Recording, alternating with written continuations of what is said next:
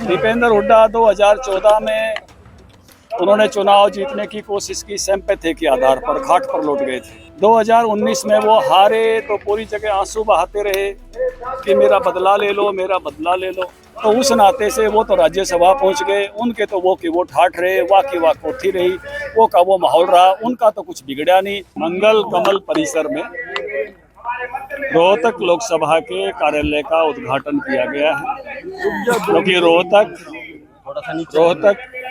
प्रदेश का भी केंद्र है।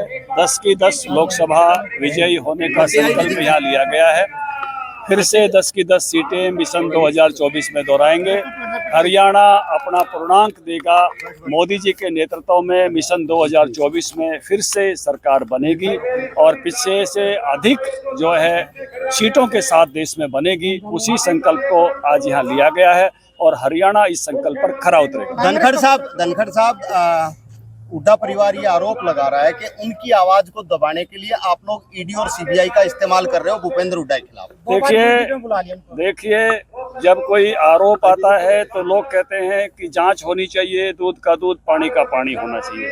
जब जांच शुरू होती है तो जो अभी आप बात कर रहे हो, इस प्रकार के मुद्दों पर, बहानों पर जाते हैं, क्योंकि दूध का दूध पानी का पानी तो जांच से ही हो सकता है। तो जांच चल रही है, जांच का आदरपूर्वक सामना करना चाहिए और भारतीय जनता पार्टी की सरकार केंद्र में फिर से बनेगी और रोहतक की सीट पीछे से अधिक मतों के साथ विजयी होकर आएगी। दीपेंद्र हुड्डा ने ये बोला है कि आप कुछ ज्यादा ही प्यार कर रहे हैं उनसे, जो पूरी की पूरी सरकार आपने उनके खिलाफ रोहतक में लाकर रख दी।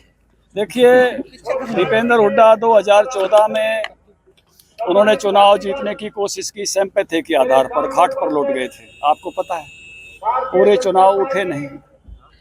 2019 में वो हारे तो पूरी जगह आंसू बहाते रहे कि मेरा बदला ले लो, मेरा बदला ले लो।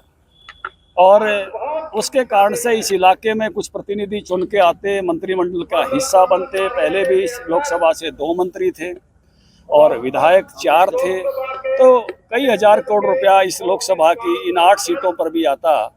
तो वो उनके घड़ियाली आंसुओं के कारण से जो है वो पीछे रहा।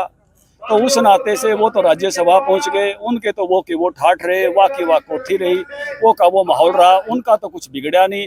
नुकसान हो गया तो यहाँ आसपास के इलाके के लोग उसमें से पीछे रह गए। ये नुकसान दीपेंद्र हुड्डा ने उस समय घड़ियाली आंसू बहाकर जरूर किया।